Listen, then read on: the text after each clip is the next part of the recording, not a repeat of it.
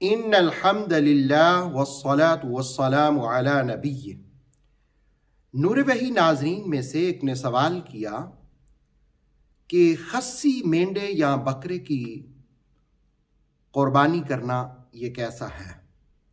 سنن نبی داؤد کی حدیث ہے، جابر بن عبداللہ رضی اللہ تعالیٰ عنہ فرماتے ہیں کہ نبی صلی اللہ علیہ وسلم عید کے دن 2 سینگوں والے سیاہ و سفید دھبے دار خصی مینڈے آپ نے ذبح فرمائے۔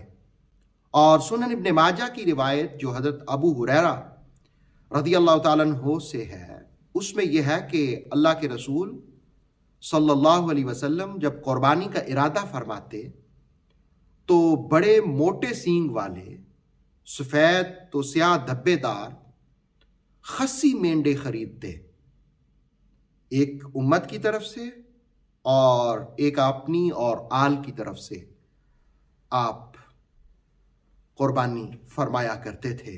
اور مسند احمد بن حنبل کی حدیث میں جو حضرت عائشہ رضی اللہ تعالیٰ عنہا سے روایت ہے کہ رسول اللہ علیہ السلام 2 بڑے موٹے سینگ والے سفید و سیاہ دھبے دار خصی مینڈوں کی قربانی کیا کرتے تھے۔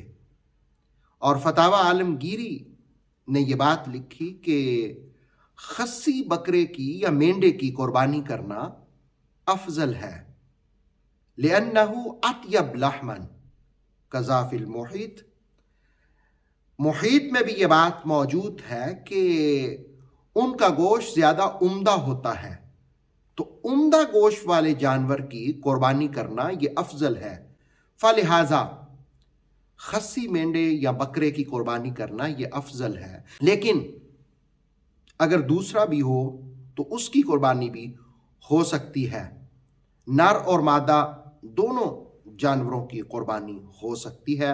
اللہ رب العالمین ہمیں اسلام کے صحیح اعمال اور احکام کو سیکھنے کی توفیق عطا فرمائے۔